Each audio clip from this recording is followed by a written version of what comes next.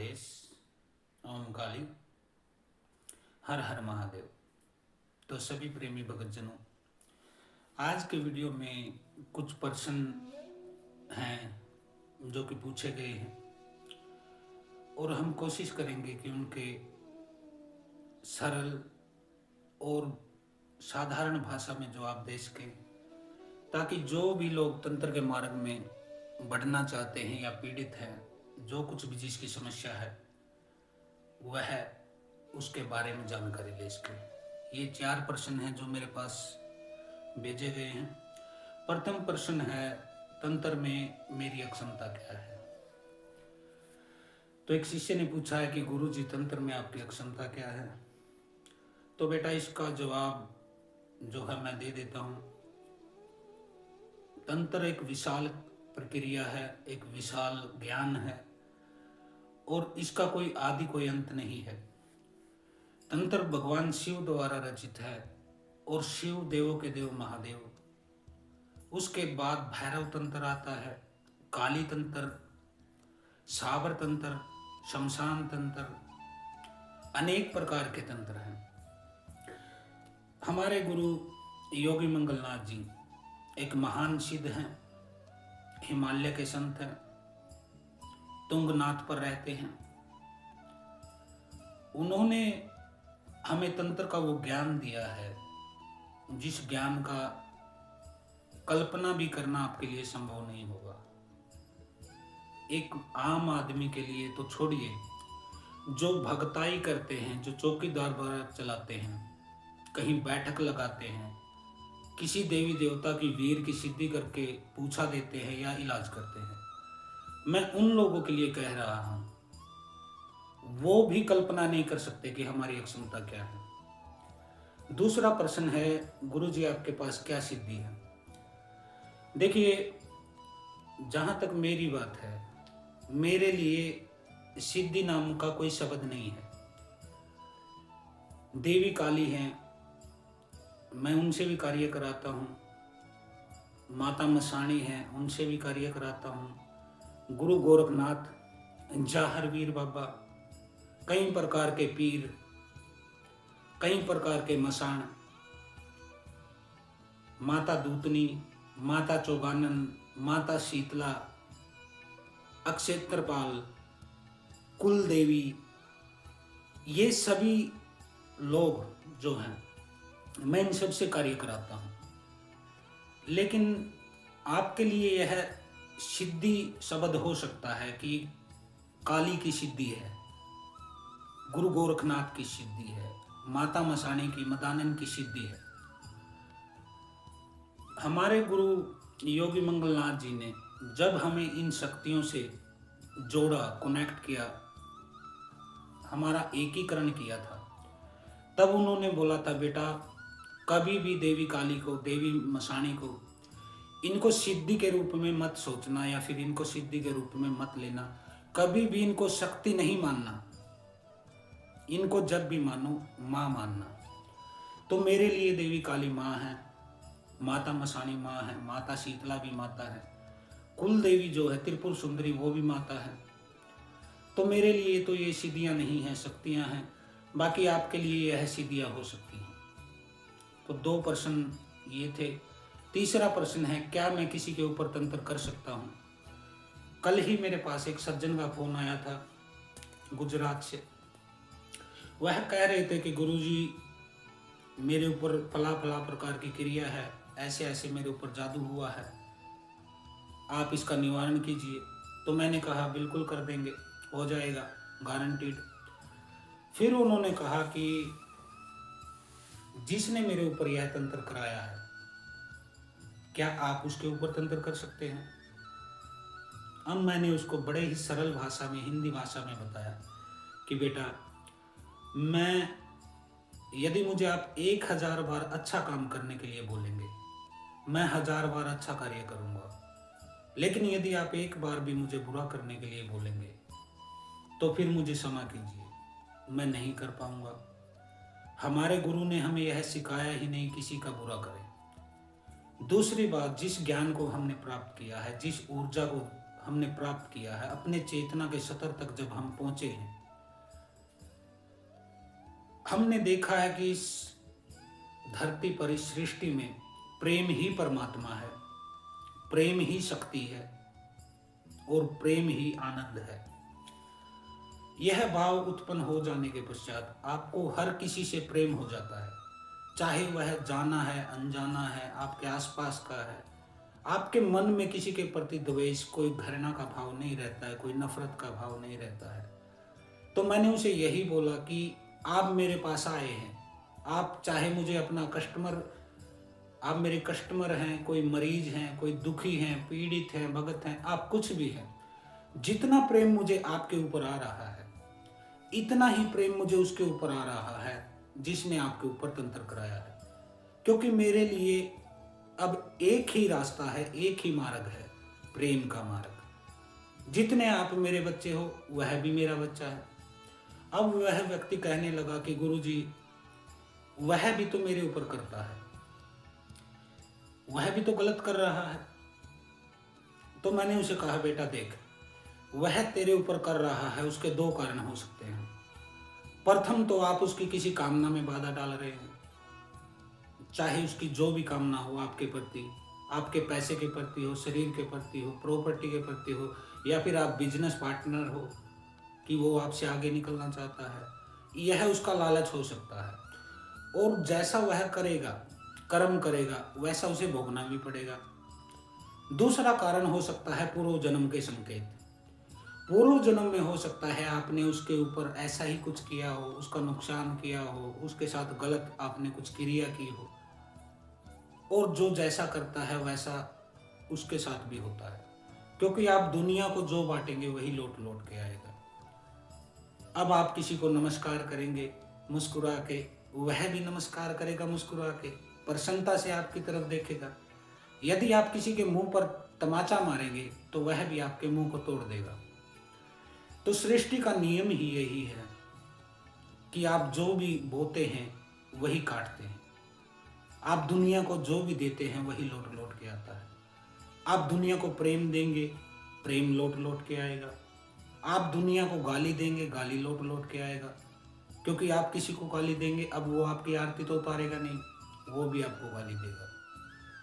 आप किसी को मारेंगे, हिंसा करेंगे, मारपीट करेंगे, किसी का नुकसान करेंगे, तो वह भी यही करने के लिए आपके साथ आतुर रहेगा।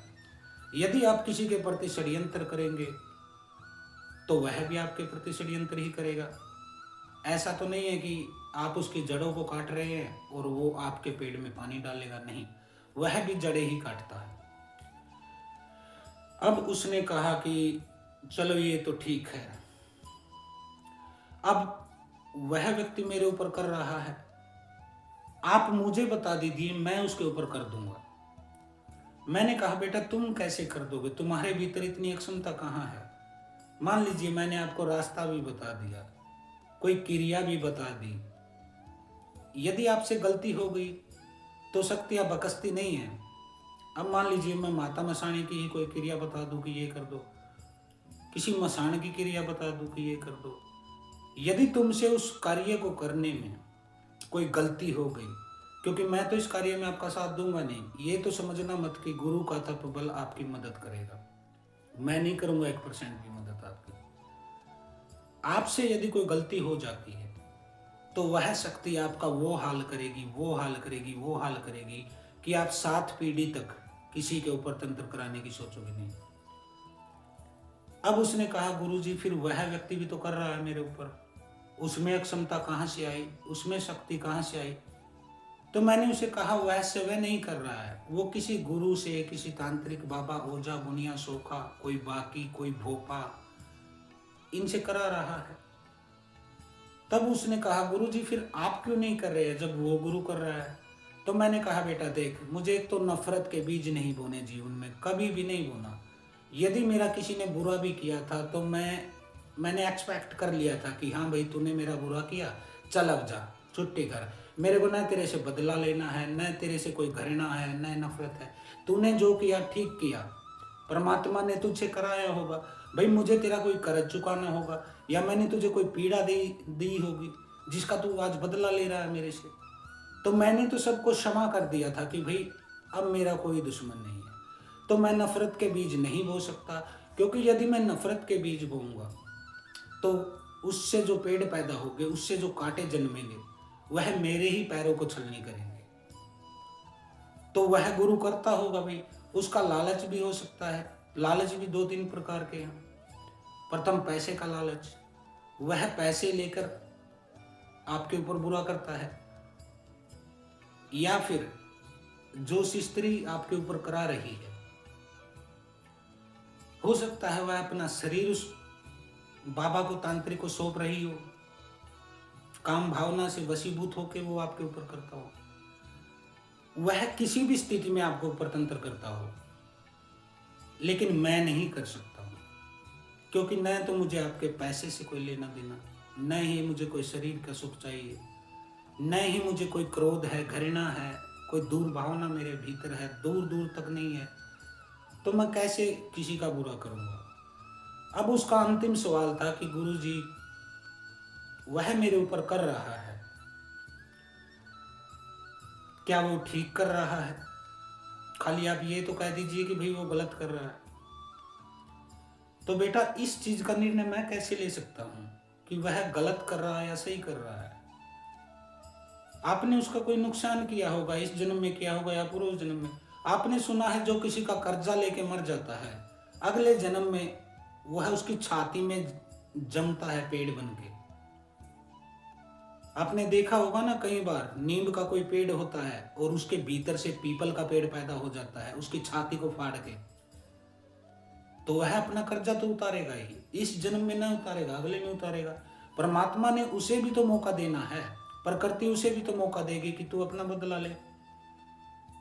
आपको अब बुरा लग रहा है, पिछले जन्म में उसको बुरा लग रहा था कि यह व्यक्ति मेरे साथ बुरा कर रहा है, इस जन्म में वो तुझसे बदला ले रहा है। तो बुरा क्यों लग रहा है? तो मैं किसी के ऊपर भी, एक किसी के बाल के बराबर भी किसी का बुरा मैं सोच ही नहीं सकता हूँ, क्योंकि सोचने की अक्षमता ही मेरी खत्म हो गई है। बुरा मेरे भीतर से हर किसी के लिए प्रेम है। आप बच्चे हैं, बूढ़े हैं, स्त्री हैं, पुरुष हैं, पशु है, पक्षी है, मेरा हर किसी के प्रति प्रेम है। प्रकृति मुझे बुरा करने ही नहीं देगी। दो बात। अब तीसरा प्रश्न देख लेते हैं। तीसरा प्रश्न है कि गुरुजी, हमें बार बार तंत्र क्रिया से पीड़ित किया जा रहा है, उसका समाधान हमें चाहिए। एक माता आती हैं जिनके बाल खिंडे हुए होते हैं, सिस्त्री दिखाई देती है, लंबे लंबे दांत दिखाई देते हैं, लाल लाल उनकी आंखें हैं, और वह सौपन के माध्यम से, कभी जागृत माध्यम से हमें पीड़ित कर रही है। हमें उस तंत्र क्रिया से छुटकारा चाहिए। तो बेटा, यदि ऐसी कोई शक्ति आपको पीड़ित कर रही है, इसकी दो चीजें हो सकती हैं। या तो हकीकत में आपके ऊपर कोई तंत्र हुआ है, या फिर आपके घर के देवी देवता ही आपको पीड़ा दे रहे हैं। क्योंकि अधिकतर लोगों को जो माता मदानन भी दिखाई देती है, वह क्रोधित स्वरूप में दिखाई देती है। बाल उनके बिखरे हुए होते हैं, आंखें लाल लाल होती हैं, दांत निकले हुए होते हैं, जैसे वो खा जाएंगी। और यदि मैं आंखें बंद करके उनका ध्यान करता हूं, तो मुझे क्या दिखाई देता है? मुझे एक इतनी सुंदर स्त्री दिखाई देती है, बहुत ही ज्यादा सुंदर है उनका स्वरूप। उन्होंने सफेद कुर्ता पहना हुआ है हरियाणवी, नीचे घाघरा पहना हुआ है काले रंग का, चुनरी ओढ़ रखा है उन्होंने लाल रंग का, जूड़ा बना रखा है, गले में कंठी नामक आभूषण पहने रखा है। मुझे उनसे सुंदर स्वरूप आज तक किसी का दिखा नहीं है। लेकिन कुछ लोगों की दृष्टि ऐसी है, उनके प्रति विचारधारा ऐसी है कि उन्हें वो डायन के रूप में दिखती है। मुझे तो जब भी दिखती है, माँ के रूप में दिखती है। ऐसे ही कोई भगत कहता है कि मरघट काली चढ़ा दी गई है, मेरे ऊपर तो काली की चौकी चढ़ा दी गई है। उन्हें भी माता क्रोधी स्वरूप में ही दिखती है, ऐसा उनका कहना है। तो मेरा तो ऐसा मानना नहीं है। मुझे जब काली दिखती है, मेरे सर पे हाथ रखती है, बड़े ही प्रेम से बेटा कह के संबोधित करती है। मुझे उनके स्वरूप, इतना दिव्य अलौकिक स्वरूप आप सोच नहीं सकते हैं। आपकी आंखें खुली की खुली रह जाएंगी। लेकिन वही कुछ लोगों को, तो कुछ हमारे भीतर की भावनाएं भी होती हैं, कुछ नेगेटिव चीजें भी हमने अपने भीतर बिठा ली गई।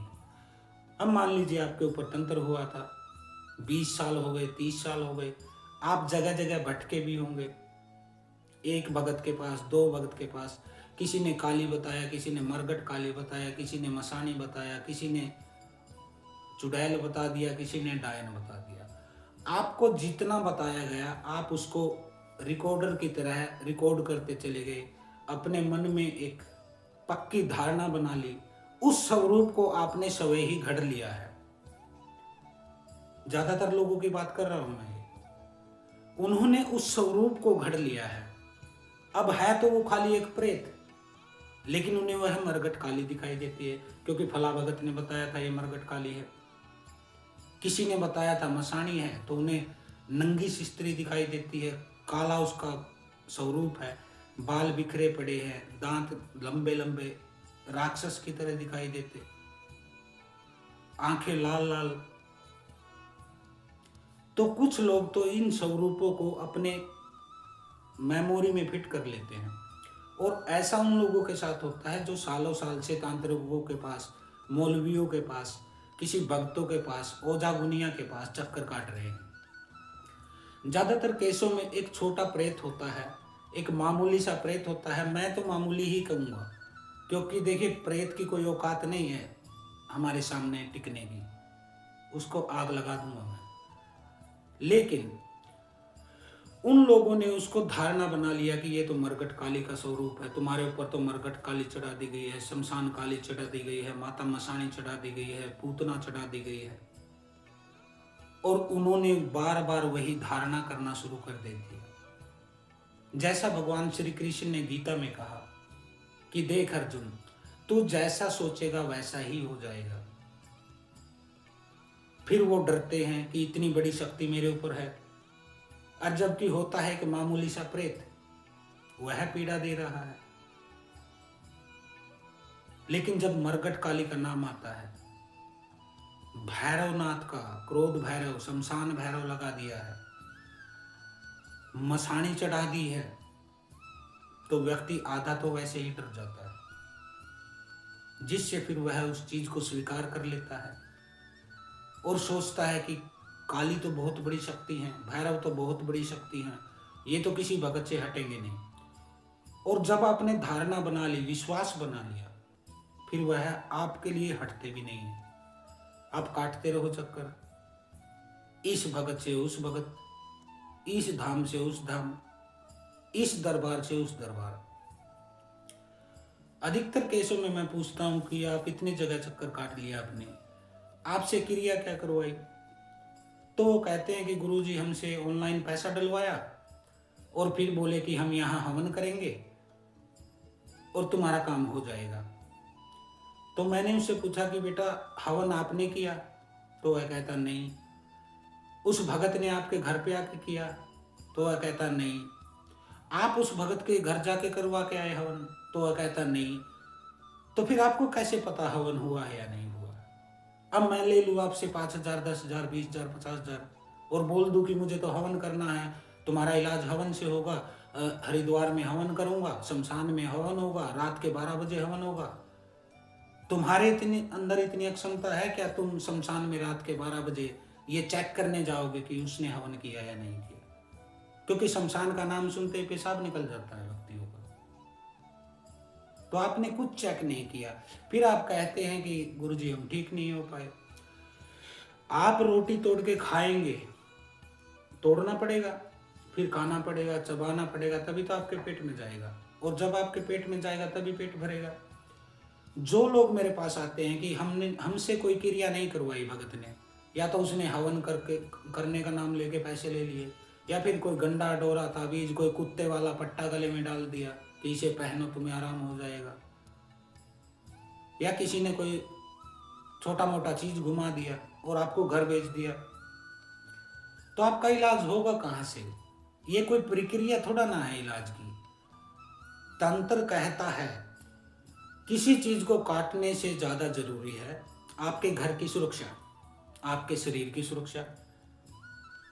तंत्र को मान लीजिए काट दिया, प्रेत को हटा दिया, 4 दिन बाद प्रेत वापस आएगा, तब क्या करोगे? है कोई जवाब? कोई पता है कोई तरीके का कि 4 दिन बाद वापस कोई प्रेत आ गया, कोई साथ लग आया तो क्या करोगे? क्या आपका भगत करेगा? वो तो बोल देगा भाई मैंने तो कर दिया था, अब सामने वाले ने दोबारा करा दिया तो तुम्हें फिर से पीड़ा होने लगी, अब दोबारा कटवाओ। मैंने सुना है एक डॉक्टर था और वह डॉक्टर एक शहर में क्लिनिक था उसका एक ही लड़का था। उसने उसे अमेरिका भेजा पढ़ने के लिए, भाई वहां से तू एमबीबीएस करके आ, डॉक्टर बन के आ।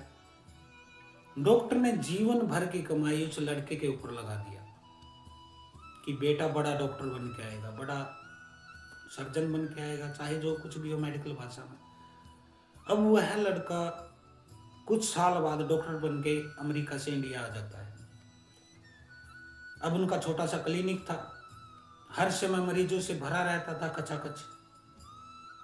अब लड़का जैसे ही आया, डॉक्टर ने कहा सभी मरीजों से कि ये मेरा बेटा है, अमेरिका से यह है, डॉक्टरी सीख के आया है, आज से यह तुम्हारा इलाज करेगा। और उस बेटे से कहा, उस बुजुर्ग ने, उसके पिता ने, कि बेटा देख मैंने जीवन भर तक काम किया है, अपना क्लिनिक चलाया है, लोगों को दवाइयाँ दी है, मैंने अपने जीवन को एक दीपक की तरह जला दिया है तुम्हारे लिए, ताकि तुम बड़े डॉक्टर बन जाओ। भाई मैं तो छोटा डॉक्टर था, मैंने जीवन में कभी शांति का सांस नहीं लिया, कभी सुख नहीं भोगा, कभी आनंद नहीं भोगा, मैं कहीं घूमने नहीं गया हूं। अब तू आ गया है, अब मैं जा रहा हूं 15 दिन के लिए हरिद्वार, गंगा स्नान करूंगा, ऋषिकेश जाऊंगा, अनेक तीर्थों की यात्रा करूंगा, तो 15 दिन की मुझे छुट्टी दे दे, तू संभाल क्लिनिक। अब डॉक्टर चला गया घूमने के लिए, तीर्थ यात्रा के लिए गया। अब वह लड़का 15 दिन तक उस क्लिनिक पर बैठा, क्लिनिक को संभाला उसने। 15 दिन पश्चात उसका पिता जब आता है तो वह देखता है कि क्लिनिक खाली पड़ा है, वहां कोई मरीज नहीं है, मक्खियां भिनक रही है। उसका लड़का अकेला बैठा कुर्सी पे फोन को चला रहा है, क्योंकि फोन चलाना अनिवार्य है आज के जीवन में, तो फोन बिना तो आप सांस भी नहीं ले सकते हैं। अब उस डॉक्टर ने कहा कि मरीज कहाँ है? तो वो लड़का बड़े ही गौरव से खड़ा हुआ, बहुत ही उसके भीतर एक भाव था कि मैं बड़ा डॉक्टर था। उसने कहा पिताजी मैंने सब लोगों को ठीक कर दिया है, 15 साल से जो जो लोग आपके पास आ रहे थे ठीक नहीं हो पा रहे थे, कोई 10 साल से आ रहा था, कोई 7 साल से आ रहा था, आपसे दवा ले रहा था निरंतर और वह ठीक नहीं हो पा रहा था, मैंने उन सब लोगों को ठीक कर दिया। इतना सुनते ही वो डॉक्टर माथे पर हाथ मार के बैठ गया। उसने कहा अबे मूर्ख, तुझे मैंने अमेरिका भेजा था पढ़ाई के लिए, शिक्षा के लिए, डॉक्टरी तो तू सीख आया, लेकिन तेरे अंदर बुद्धि 1% भी नहीं है। तू क्या सोचता है उन लोगों को 15 साल से 10 साल से मैं ठीक नहीं कर सकता था? मैं कर सकता था, साथ के साथ ठीक कर सकता था, लेकिन अगर मैं उनको उस समय ठीक कर देता तो तुम्हारी पढ़ाई का खर्चा कहां से निकलता, कहां से फीस लाते तुम? तो ये वाली स्थिति है आपके भक्तों की, गुरु की, तांत्रिकों की, गुनिया, ओझा, सोका, भाकी, भोपा। यदि उन्होंने आपको ठीक कर दिया तो उनका दुकान कैसे चलेगा? उनको तो भर भर के पब्लिक चाहिए ना, कि रोज उनके दरबार में बैठे, शनिवार को बैठे, मंगलवार को बैठे। यदि आप वहां जाएंगे ही नहीं, आप ठीक हो गए तो क्यों जाएंगे भाई? किसके दिमाग में कीड़े हैं कि वह तांत्रिक के चक्कर काटेगा ठीक होने के पश्चात? तो यह उस डॉक्टर के लड़के की कहानी है। आपका भगत, आपका गुरु कभी ये नहीं चाहेगा कि तुम ठीक हो जाओ। हमें हमारे गुरु योगी मंगलनाथ जी ने समझाया, बेटा देख, जो तेरे पास आए उसको ठीक करके और उसे हाथ जोड़ लेना कि बेटा अब मेरे पास दोबारा चक्कर मत काटना। क्योंकि गुरु जो होता है, जो सतगुरु होता है, वह एक पुल होता है, एक ब्रिज होता है, उससे गुजर के जाना होता है दूसरे पार। तुमने देखा है कि कोई पुल पर भी कभी घर बनाता है? यदि तुम्हारा गुरु कहे कि इस पुल पर ही घर बना लो, यानी कि बैठ जाओ मेरे चरणों में, भी हमें तो गुरु मिल गए, अब जब ठीक होंगे तब होंगे, देखा जाएगा, हम तो गुरु की शरण में आ गए, अब हम छोड़ेंगे नहीं गुरु के पैर। तो ना तो मैं ऐसा कह सकता हूं, न ही मेरे गुरु ने मुझे ऐसा सिखाया है। मेरे गुरु ने मुझे बताया है गुरु का मतलब क्या होता है। गुरु का असली मकसद होता है, तुम्हें धक्के देता है गुरु कि आगे बढ़ो, यहीं पुल पर घर मत बना लेना। ऐसा ही बुद्ध ने कहा है। बुद्ध ने भी कहा है कि यदि मैं दोबारा कभी रास्ते में तुम्हें मिल जाऊं तो एक तलवार उठा के मेरे 2 टुकड़े कर देना, क्योंकि तुम्हारी मंजिल मैं नहीं हूं, तुम्हारी मंजिल परमात्मा है। मैं खाली एक पुल हूं जिसके ऊपर से तुम्हें गुजरना होता है, मैं एक रास्ता हूं, लेकिन जाना तुम्हें उस पार है, यानी कि परमात्मा की दुनिया में, परमात्मा के ही चिंतन में, परमात्मा को ही अपने भीतर बसाना है। यदि आप बैठ गए गुरु के चरण पकड़ के, गुरु ने बांध लिया। मैंने अनेक लोगों को सुना है जो कहते हैं कि गुरु जी हमें कभी 21 शनिवार बुलाया, किसी ने 11 शनिवार बुलाया, फिर बोले होली पे आओ, दिवाली पे आओ, ये उपहार लाना, ये भंडारा कराना। गुरु का मतलब क्या होता है? गुरु का एक ही मतलब होता है, जो प्रेम का मतलब होता है।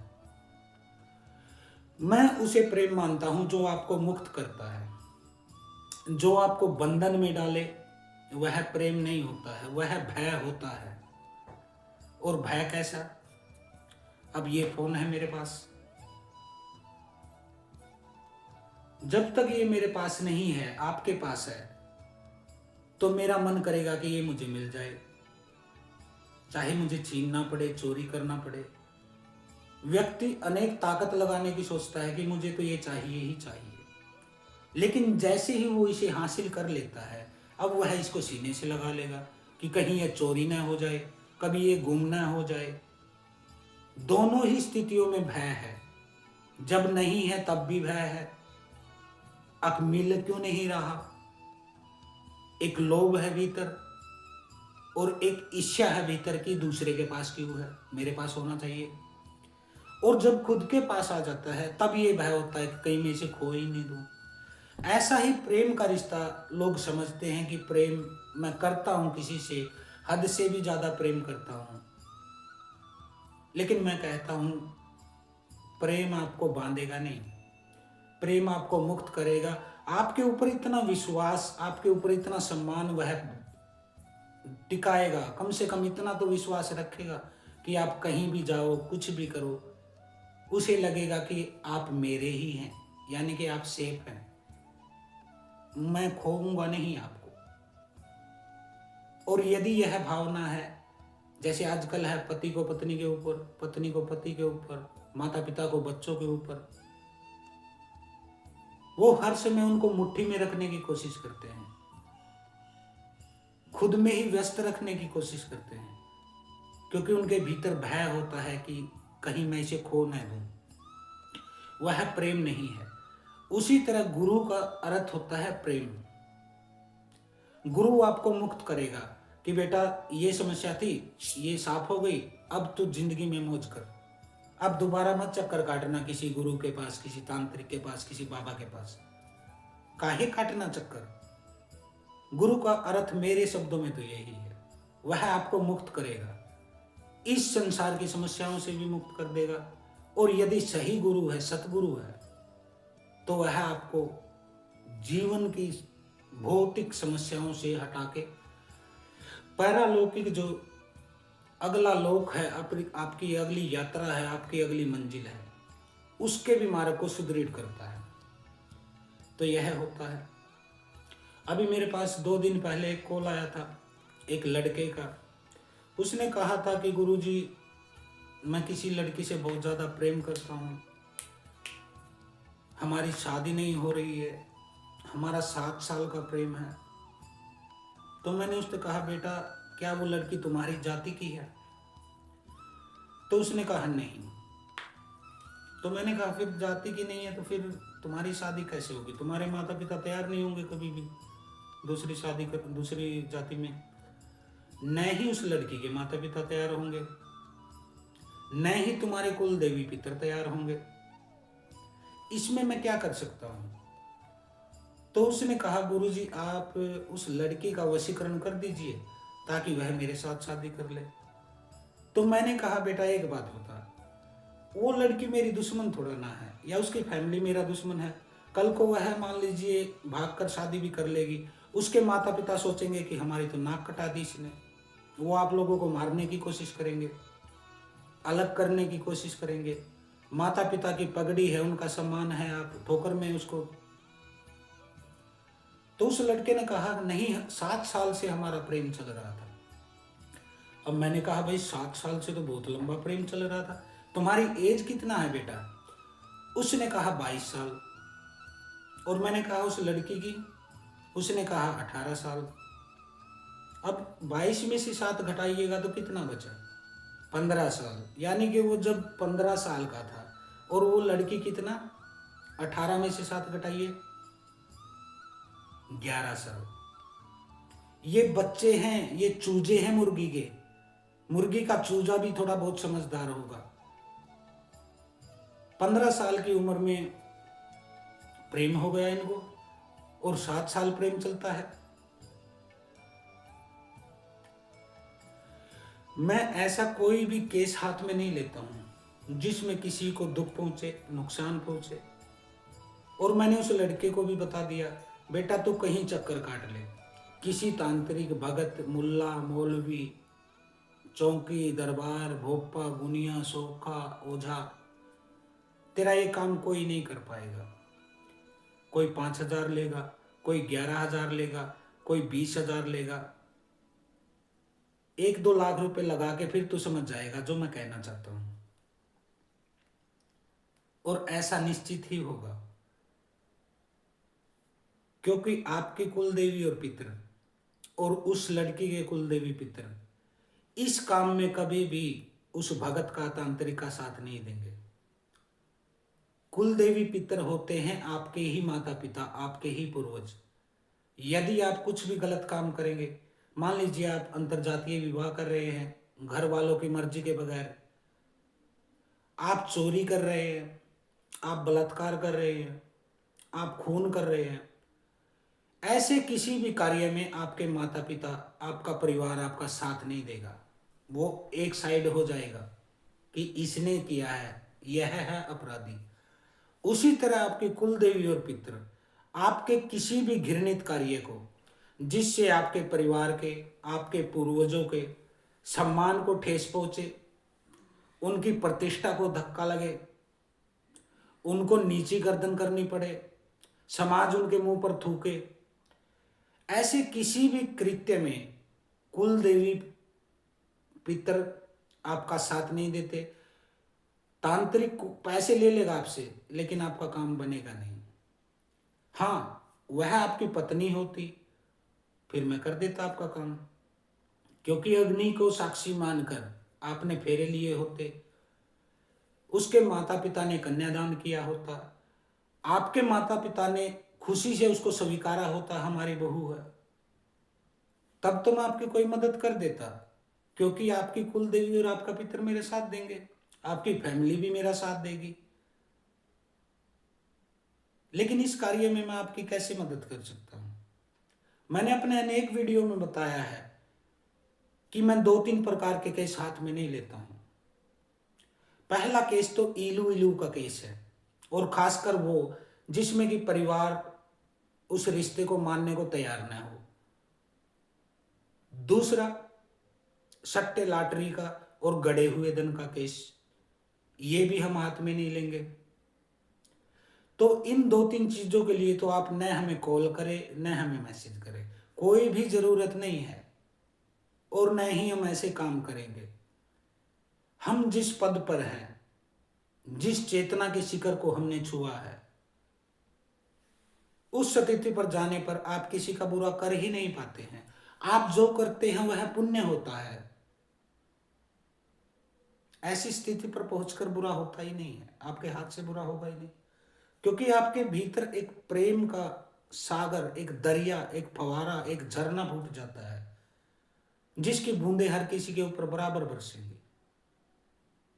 चाहे वह शत्रु है, चाहे मित्र है, चाहे वह अमीर है, गरीब है, कोढ़ी है, कंगला है, लंगड़ा है, स्वस्थ है, सुंदर है।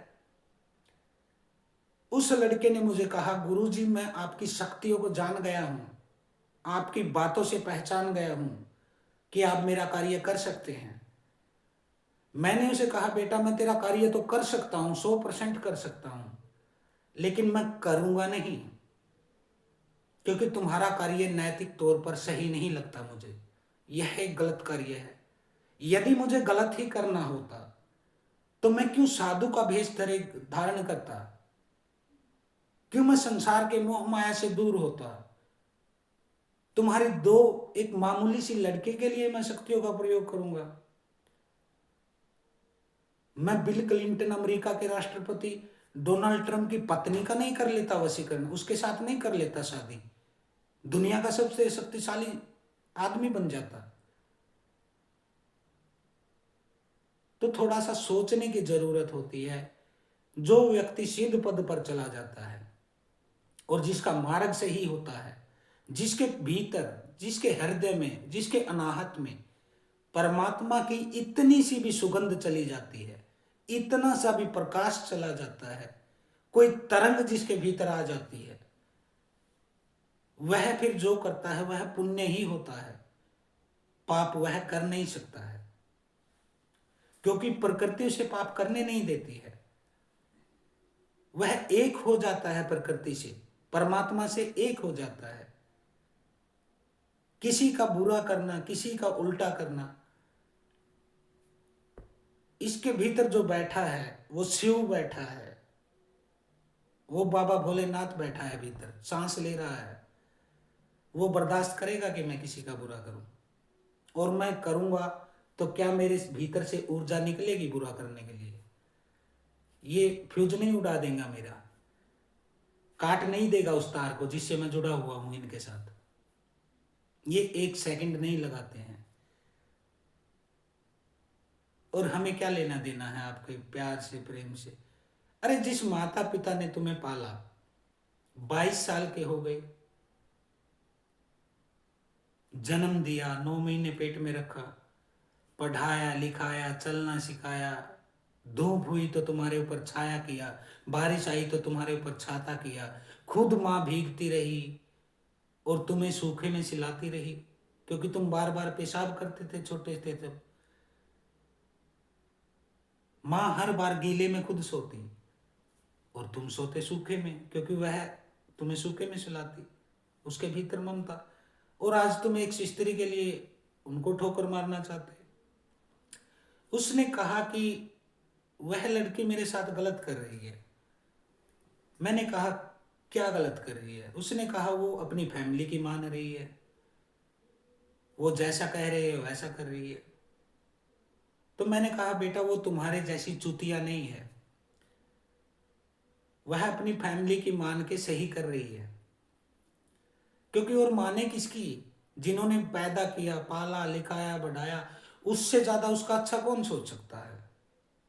और क्या इसीलिए पैदा किया था कि एक दिन काला मुंह करके भाग जाऊं माता पिता का अपने स्वाद में? तो वह गलत नहीं कर रही है, गलत तुम कर रहे हो, क्योंकि तुम चुतिया हो। वह तो अपने माता पिता की बात मान गई।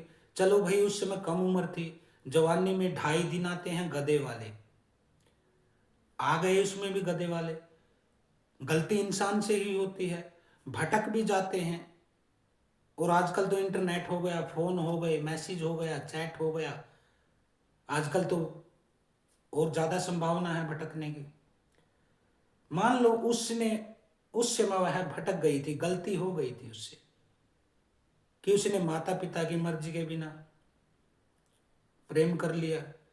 अब भाई गलती तो हर किसी से होती है, लेकिन असली उसे ही मानते हैं हम जो अपनी गलती को स्वीकार कर ले, एक्सपेक्टेशन एक्सपेक्ट करे और प्रायश्चित करे उसका, कि भैया चलो हो गया था गलती, सबसे हो जाता, लेकिन अब मैं अपनी गलती की क्षमा मांगती हूं। अब माता पिता आप जैसा चाहेंगे, जहां चाहेंगे वहां मेरी शादी कीजिए, जिससे कि आपकी भी इज्जत हो, मेरी भी इज्जत हो। अब भाग दौड़ के शादी भी कर लिया तो क्या है आपके पास? उस स्त्री के पास न मायका बचेगा न ससुराल बचेगा। तुम्हारे पास क्या बचेगा? माता पिता बोल देंगे साले ये है, हमारा बनाया हुआ प्रॉपर्टी है, हमारा बनाया हुआ घर है, हमारी संपत्ति है, हमारे पूर्वजों की संपत्ति है, तूने गलत कार्य करके हमारा नाक कटवाया, अब निकल यहां से, इसको ले और इसको खिला, कमा और खिला, निकल यहां से। ऐसी स्थितियों में आपका कौन होगा फिर? आपने कैरियर अभी बनाया नहीं, रोटी भी माँ बाप के पैसे से खा रहे हैं, उनके पैसे से पढ़ रहे हैं, कपड़े भी प्रेस करके माँ देती है, जूतों को पॉलिश भी करके देते घर वाले ताकि तुझे कॉलेज में जाना है,